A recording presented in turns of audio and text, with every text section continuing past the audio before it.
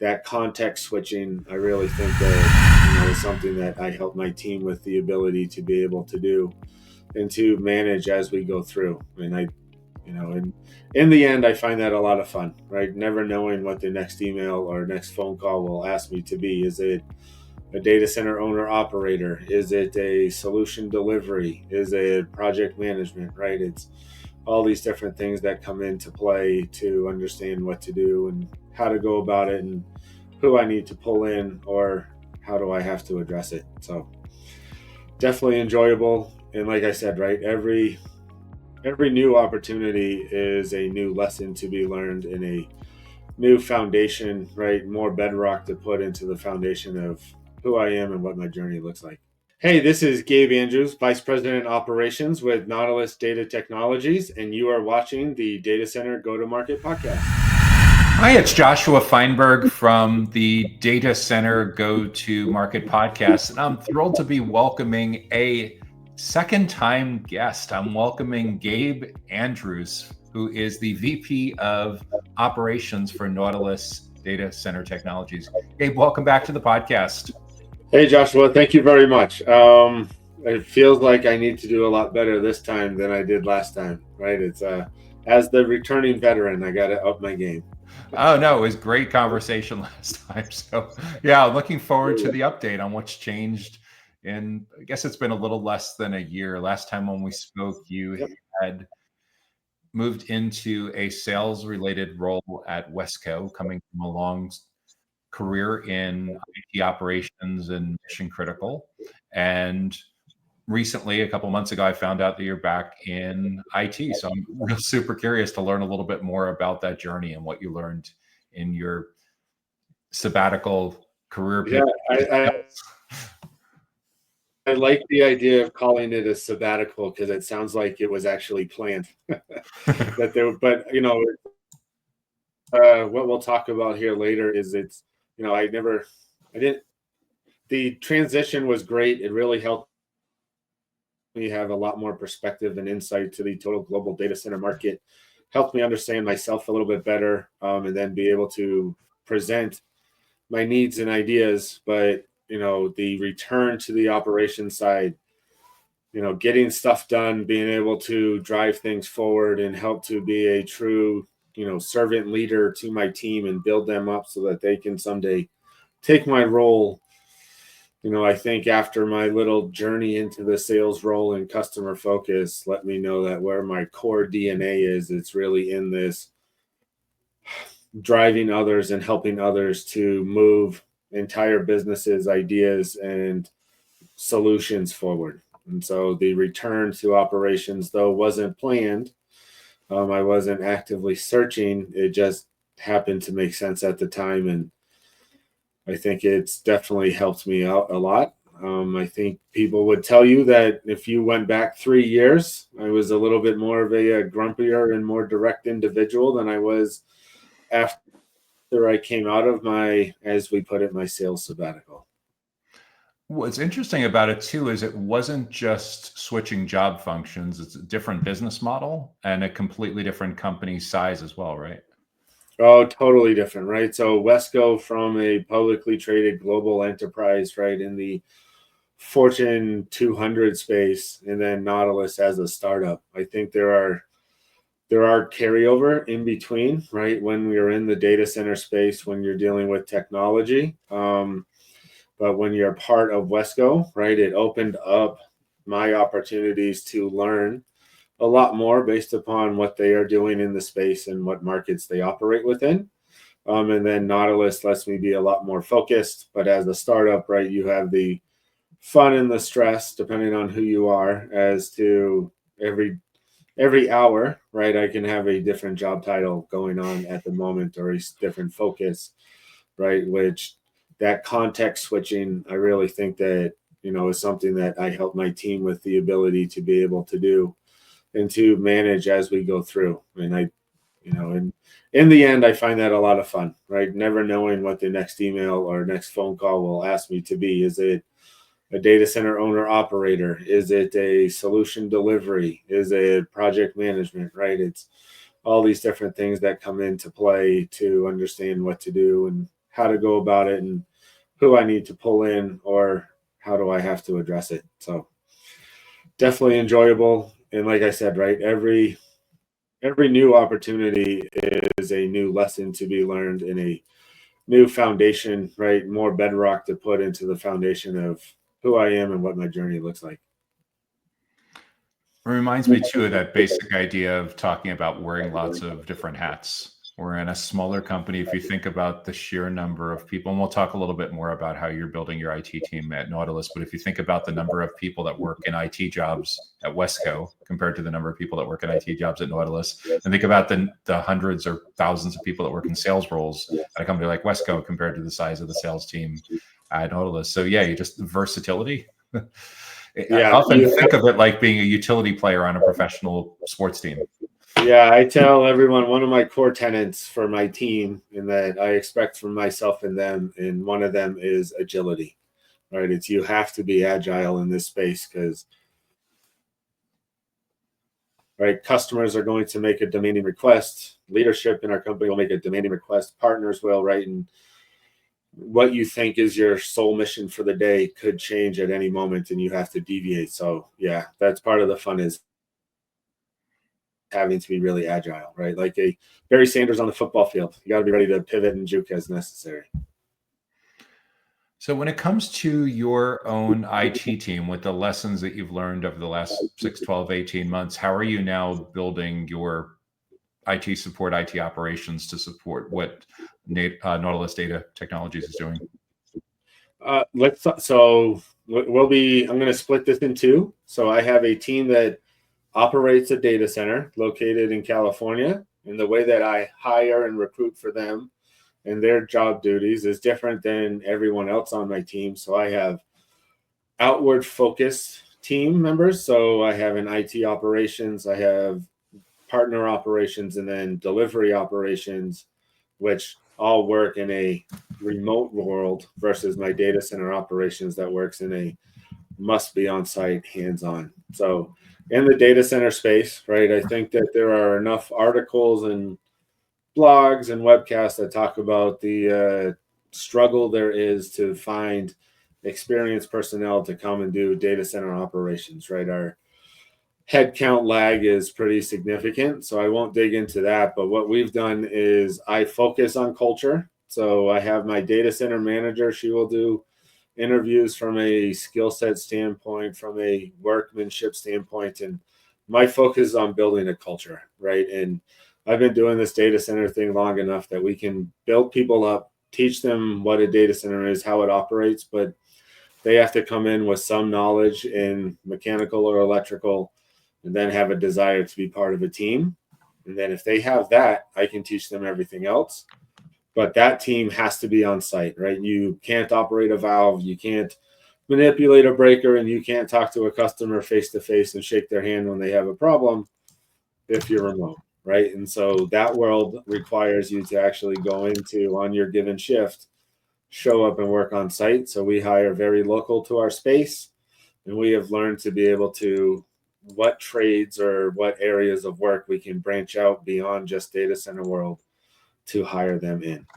And then we do a whole lot of training. There's a lot of coaching that goes on, right? They get coaching one-on-one, they get team coaching twice a week. I meet with everyone at least once a month, if not every other month, just based upon work, such that we stay very culturally fit and we move forward as a unit.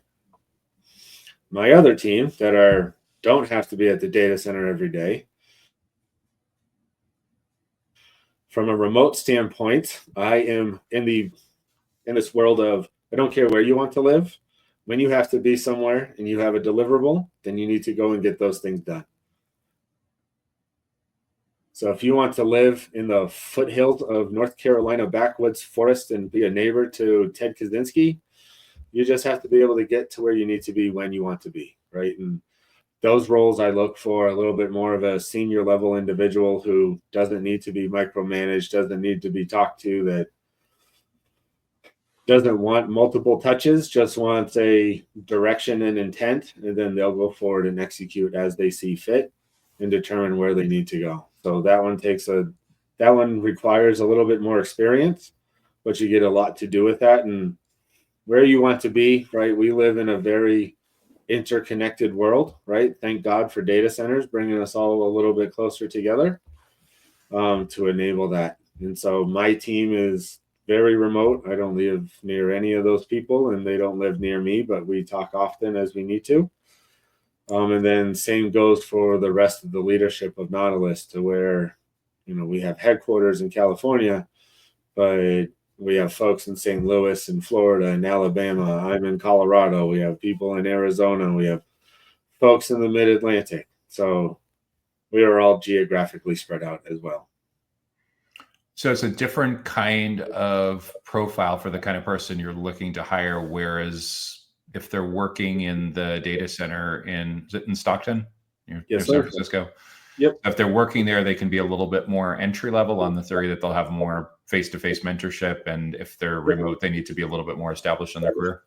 Correct. Yeah. And it's just a difference of where you're coming in, right? So data center, we look for entry level folks that can grow not only and understand our model of data center, but can grow within this data center space and add value throughout, their life as well as into this market. And then for those folks who are off running and executing their own programs and projects and helping to move, a little bit more of the core business forward, those folks need to be, they're a little bit different in their experience level and talents and what they bring and deliver to the team.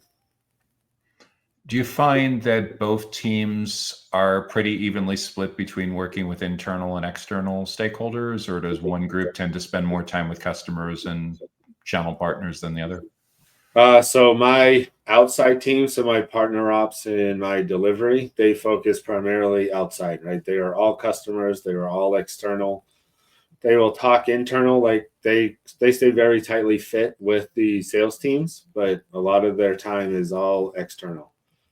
My data center team is about 50-50, right? Because they have customers that are working side by side with them, right? And so they're talking to them, but then all of their reports and directions are coming from internal. So that data center team needs to be, right? A lot of what we focus on is a lot of that agility, as to know how do you interact and engage with the customer versus how do you interact and engage with the peer versus how do you do it with leadership of either customer or Nautilus, right? And so just a whole bunch of different aspects. But for me as a leader, I find that's the enjoyable piece, is understanding how to treat each one with respect and empower them to go about their job and coach them each uniquely into where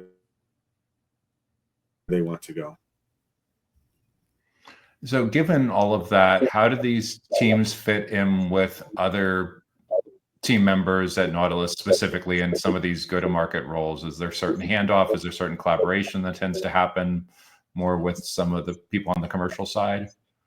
So there's lots of handoffs, and there's puts and takes, right? So if customers are looking to enhance their current footprint or look to make a change or configuration, right, they can go to their go-to-market sales team to talk to them, who then routes it back to me and my ops team, or the other way around, right? And so there is all kinds of interconnected communication that occurs, right? And as a small firm like we are, as we discussed, right, we keep sales very well informed, right? And I think some of my journey has helped me to understand the importance of letting the tip of the spear actually be informed of where they need to take action and, be most effective as they go forth and communicate to everything outside of Nautilus. So there is a lot of communication that flies around. There's a lot happening as we're having this conversation, right? And I think that's part of the value, right? It's also the knowing what doesn't really matter, right? A sales team doesn't want to know or need to know because it doesn't add value, and then what does. And so there's a lot of conversation, right? Sales will be talking to a customer who says, I want to do this. They'll talk to the ops team and say, hey, can they do this? And vice versa.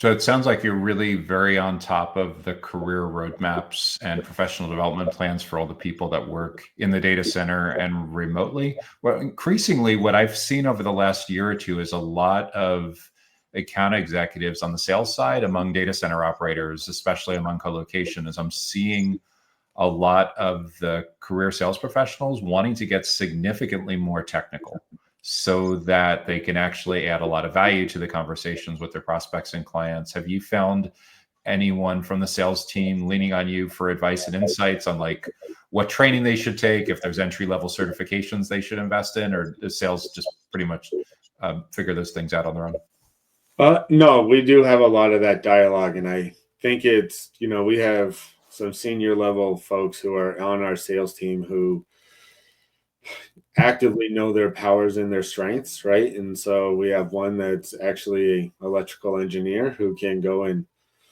she can talk very technical as she's going about these things and understands, where to start and stop, right? And then another salesperson who, honestly knows that he has a army of people like myself to be able to support him, and he'll bring us in to be that technical voice. And he finds more value being the quarterback, handing the ball off to a running back or a fullback to be able to support those. So I agree. I think there are a lot of salespeople who are looking to be able to have more of those,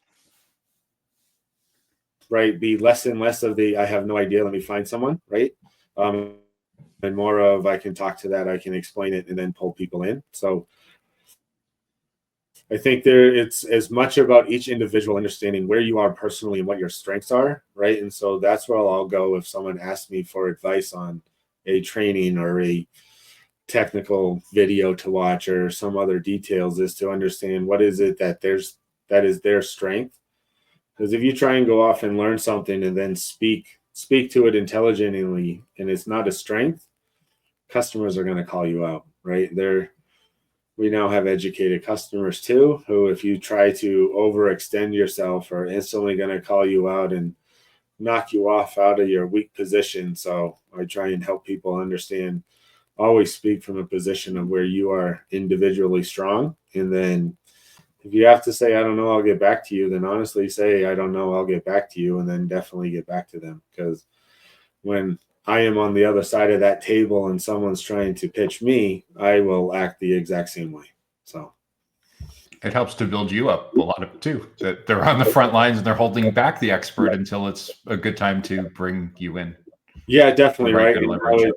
It's you're now like that baseball coach knowing when to bring in the big bat, right? It's when do you bring in the big bat and when do you hold it back based upon what's going on in the game and everything else. So having the sales team to be able to continue forward in that and know when the exact time is, because none of us wants to go off and waste our time, right? I don't want to bring people in and have them sit around for 30 minutes and never say anything or don't add value. So trying to figure out when everyone can come in, give up of themselves to add the most significant value is definitely a learning skill as we go.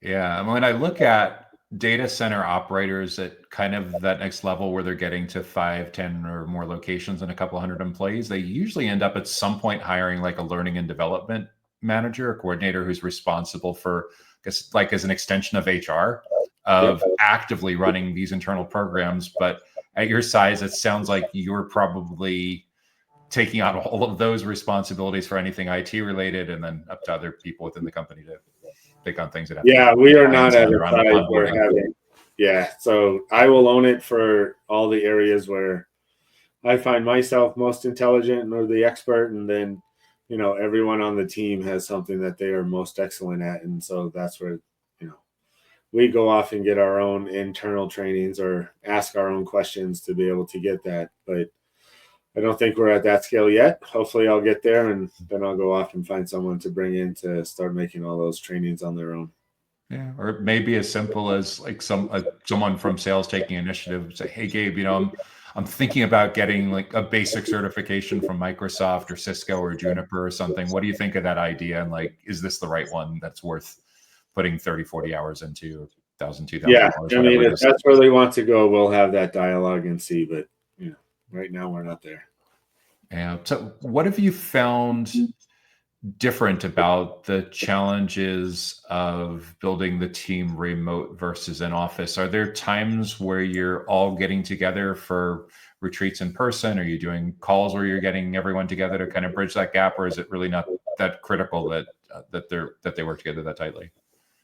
So we have a daily stand up, right? So it's a very quick hit. I think it's important for all of the remote and all of my direct reports to be able to give a brief update as to what they're doing and then hear what others are doing on the team before we disperse throughout the entire day. So that's how we start off. I don't do for my own personal team, we don't do a lot of let's all fly to this place, right? Because we're all actively engaged every day, as I said, and then each team member is going to be engaging with everyone else on the team as they go about their own different initiatives and efforts. So I don't think that we need to go off on a monthly or quarterly basis. We have enough touch points, and it's important that every couple of meetings I force everyone to turn on their cameras, right? Because as much as we already know what people look like, we are human beings, and there is something deep within our core that needs us to be able to see another face, to see that there is a person on the other side of this Zoom link or Teams link, right? That is not just a robot on the other side of a black box, right? And to help ensure that we still all feel connected. So I think there are ways to go about it without having to all be actually in the same geographical address. I think we can all do that remotely and go off and do all of our work and still feel a part of it, right? And if you feel like there is a bigger initiative happening that you don't know what's going on, there's always the ability for folks to chime in and ask the question of, hey, can you just give me a 45-second update on, whatever this program is, and go forward from there. And now everyone feels a part of what's happening in each part of the business. Are there ever any challenges being able to get some schedule overlap so people can comfortably attend it? Are the people that are working in the facility in California working reasonable traditional hours? Are they working after hours? It sounds like everyone remote is in the US, right? So you have the 4 time zones to contend with. So yeah, and that's difficult, but we all make our own time, right? And so since this stand-up happens every single day, and I know that there's a lot of work going on, it's not a mandatory have to visit, right? We're going to see about 350 of these every year. So if you miss a whole bunch of them as you're going about the rest of your business, that's no problem, right? And so it is not a mandatory. I'm not that horrible of a boss, right? Because I know I miss plenty, probably more than the rest of my team does. So, right. So it's important that everyone knows that they have the freedom if there is a overlap somewhere, or you have some other project that just comes up, or something in your life happened when you woke up in the morning, right? Then it's okay. There's no guilt. We're a guilt-free environment, so no problems. And with AI note taker, right, everyone can catch up afterwards. And they don't even have to read the whole transcript anymore. It used to be 5 years ago, it might take 10, 15 minutes to read through the whole thing. Now you can literally say, tell me what's the highlight reel? Exactly. What action did they give to me? So yeah, it's pretty good. What was the sign? So I know one of the things that would potentially cause you to not be available is the Data Center Go-to-Market podcast is sponsored by DCSMI, elevating the role of sales, marketing, and go-to-market GTM professionals in the growth of the data center industry. To stay informed about upcoming episodes, make sure that you subscribe to the Data Center Sales and Marketing newsletter on the DCSMI website that can be found at www.dcsmi.com. Again, that URL is www.dcsmi.com.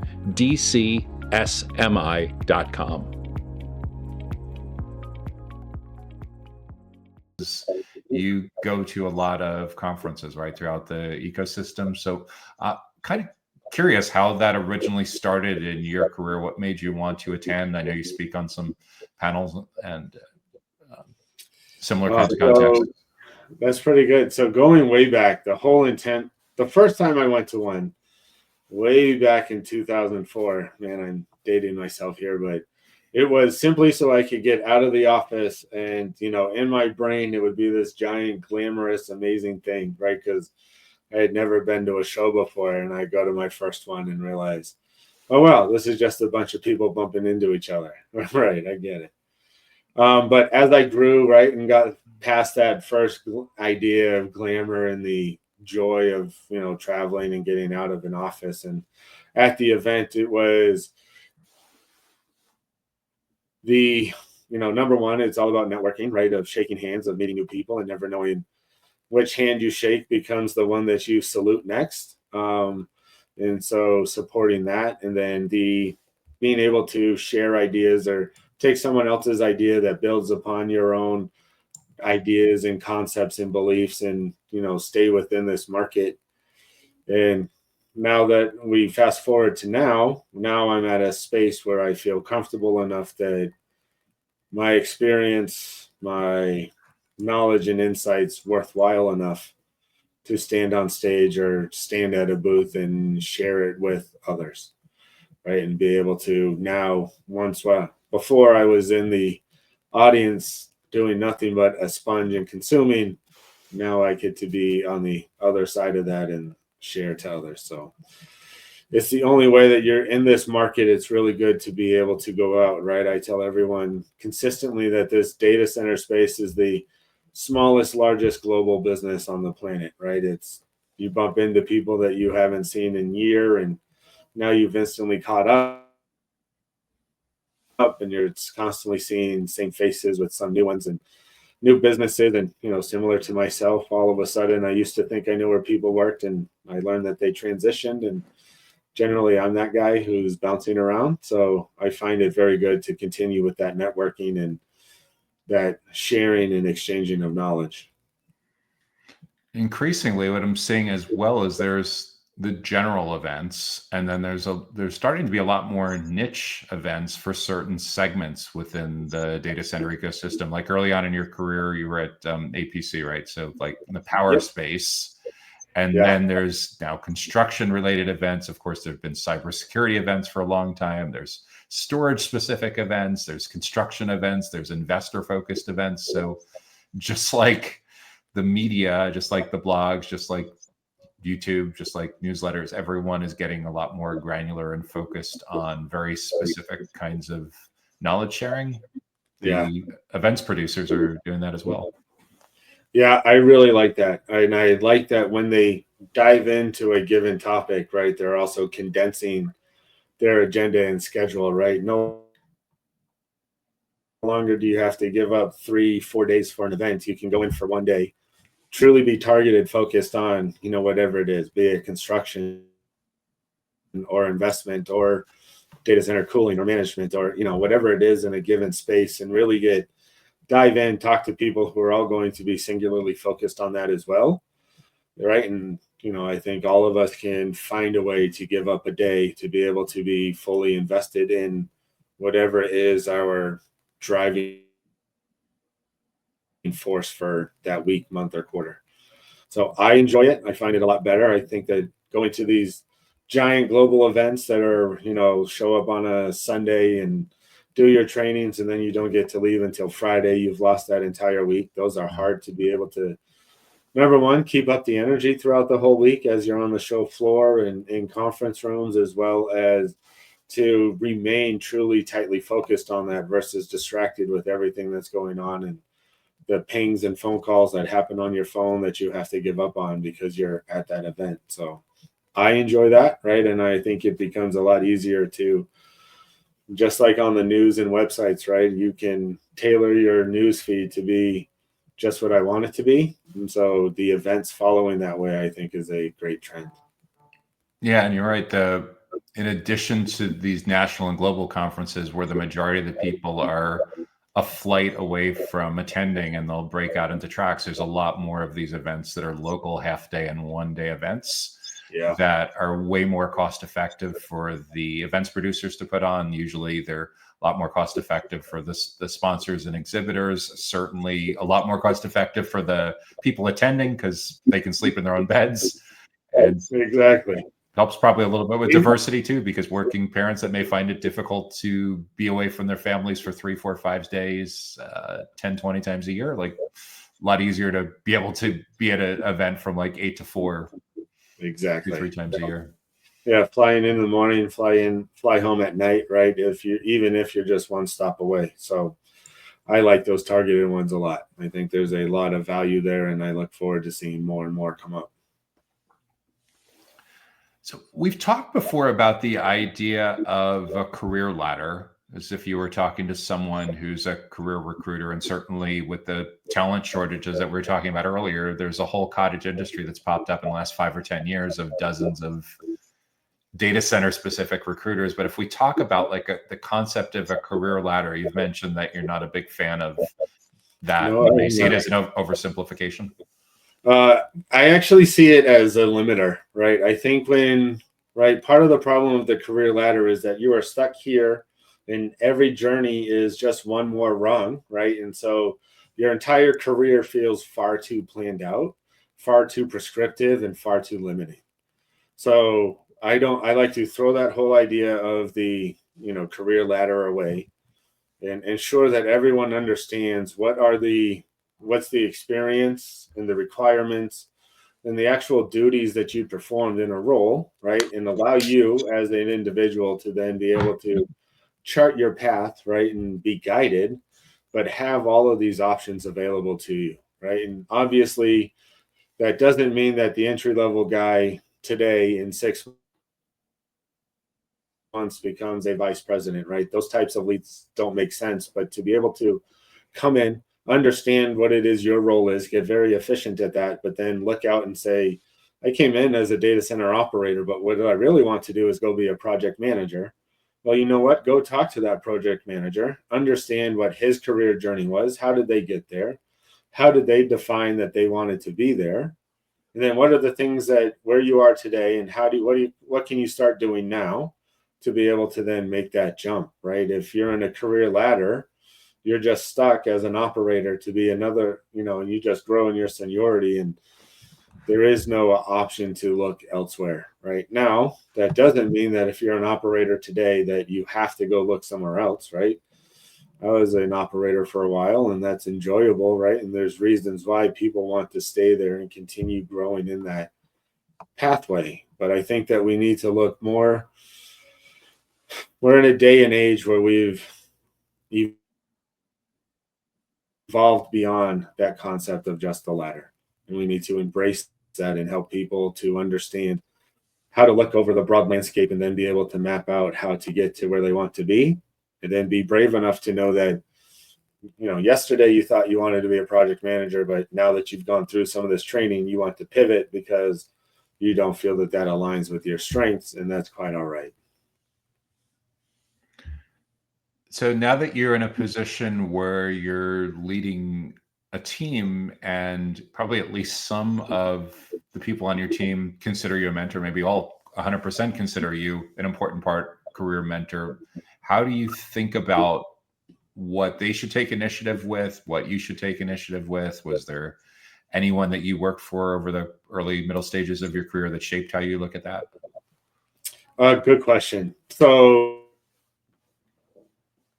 I think that's a bit of a learning curve, right? As to how my leadership can lean into one of the people on my team and help them move forward and understand, right? Like I go in and thinking I know where I need to press the button and realize that leaning into this space actually doesn't have the direct effect that I wanted to. And I have to step back and figure it out. And right. And then part of it is also teaching my team how to ask the questions so that I know what to impart to them. Because I think from a mentorship standpoint, right, that requires a partnership and a trust that two people are working together, right? It's not just a dictatorial where I'm just constantly talking,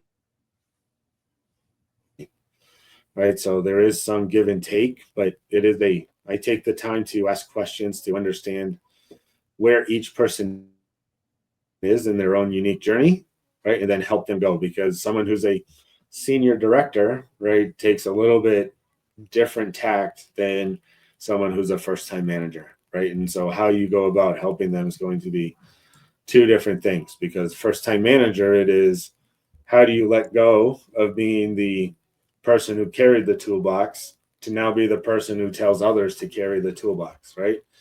From my own experience, I still struggle not carrying that toolbox. And so I talk to them about that versus a senior director. And it's how do you take a step back and look at a broader picture and make decisions today that have lasting impact going weeks, months into the future. So it's a fun journey. I enjoy that part. Hopefully my team enjoys it. They haven't yelled at me too much, so I think I'm doing all right. Have you noticed in growing your team that there's any common background experiences that they all tend to have? Is there anything that's really uniquely unusual? Like you mentioned, one of your colleagues in sales is an engineer by background. Is there anyone that brought like a really unconventional background to your IT team? Oh, I have a whole bunch of unconventional folks, right? And so I think that's the joy, is that in right having this potpourri of background experience and finding individuals who want to join a team that allows them to export some of their knowledge, experience in themselves, and then import from everyone else, right? I think that that's what makes us a coalescing team and helps us to move forward. And that's the type of environment that I look to foster, right? And so sure, some of us have shared experience, but I have guys that came from the solar field, others who sat on a US carrier, some who were a radar technician, others who are in oil and gas, right? And some who just came out of some IT training, right? And be able to pull them in. And right, it is this, like I said, a potpourri of experience that allows us all to be able to gel together. I think I'd be overly bored if everyone came from the exact same place, right? You're not really, right? You're not fostering this amazing new picture. It's everyone comes in the same shade of gray. So that's kind of what I look for, right? I don't really look for any unique or very targeted and specific experience, more about each individual. And can you carry a dialogue? Can you think on your feet? Can you actively take on the burden and responsibility of being empowered to do work, right? Because not everyone wants to be empowered, whether they say it or not. Everyone has different goals, and what makes it interesting as well many times too is the context of how big or how small of an IT team they work with. In the stage of my career where I was providing IT services, there was a couple of years where I was working in enterprise environments where my team was 20, 30 people in an IT organization with hundreds. And there was other times where I was running an SMB IT services practice where anything and everything having to do with IT landed. Exactly. So yeah, Yep. They for sure bring different kinds of expectations, different levels of resourcefulness. Oh, most definitely, right? And it's watching them find ways to be resourceful and come up with ideas for solutions or resolution to open projects or open items is, it's always fun, right? There's nothing better than when I'm like, oh my gosh, I never would have thought to do that, and it works. Well done. Yeah. So you've had a number of really exceptional chapters in your career, and as much as you probably would like to get the recruiting and the hiring so much to the point that everyone stays with you forever, there's a realistic point where some people decide they want to move on to the next milestone in their career. Do you have some thoughts on graceful ways to do that? So this is probably another thing that makes me weird against my peers, is that I find I get extreme satisfaction when I can help elevate someone to a role or a position that is something that they've always aspired to and never thought they could get, regardless of whether it's on my team, in my business, or somewhere else, right? As long as our departure is genuine, right, and peaceful, then I am all for that, right? Because I feel that I have a strong enough team, we have a strong enough environment that we will be able to go out and find someone to backfill and start over this whole cycle. But I have said goodbye to a whole bunch of very strong people over my career because it helped get them to somewhere greater or help put them in a uncomfortable role, right? That allowed them to grow faster than if they stayed under me. And so I do find joy in that. I think that there's a number of ways to help people to get to that place. And a lot of that is going through that whole journey of understanding what it is that you want to do, right? Not everyone gets asked that question. And so it's a hard thing to figure that out, right? What do you want to do? What are you good at? If you could only do the things you are good at, let's paint the picture and see what that looks like. And sometimes, more often than not, I have people paint a picture and they realize they're actually doing it right now. And so now they're nice and happy and they have this new renewed vigor and motivation to continue. And others say, well, I actually painted this picture and I thought I wanted to do X, but turns out I'll be really good at Y. And now let's help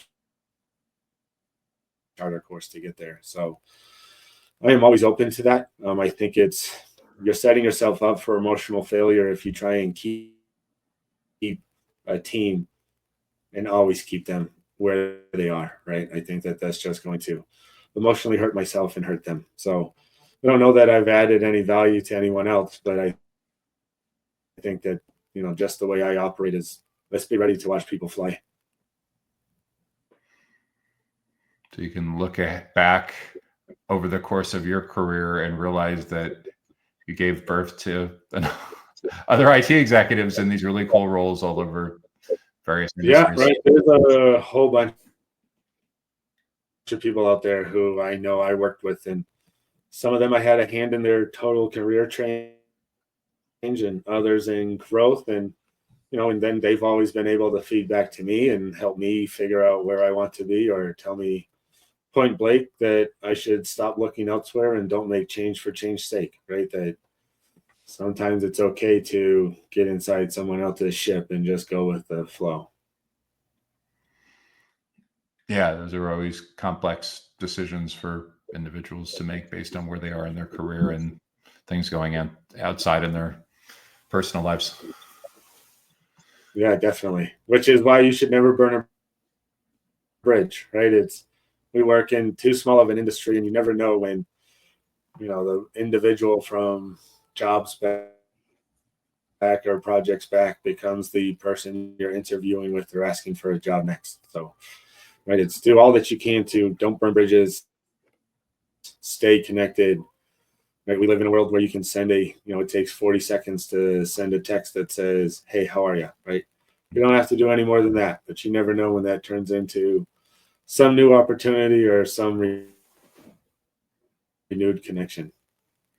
Yeah, especially among data center operators where there's so much merger and acquisitions that have been going on for well over a decade and probably will continue to go on as companies have aspirations to become bigger regionally and bigger nationally and bigger globally. Yep. Yeah, it's the only way to be, right? It's the person who was your competitor yesterday might just be the one who bought you out. Your coworker, yeah, for sure. We continue to see these roll-ups on the real estate, especially with the REITs, with the real estate investment trust, but just the operators in general. Hey, Gabe, the final area I wanted to ask you about is when you think about what you do on a day-to-day basis with leading IT for a data center operator like Nautilus Data Center Technologies, how do you anticipate your leadership role changing over the next 2, 3, 4 years in the environment that we're operating in, the kind of client demands that people are coming to you for? So I don't know how far ahead I can look, but I think what is happening within me now that will continue to grow is the personal ability to let go of the day-to-day and think of more macro further down the road, right? I think that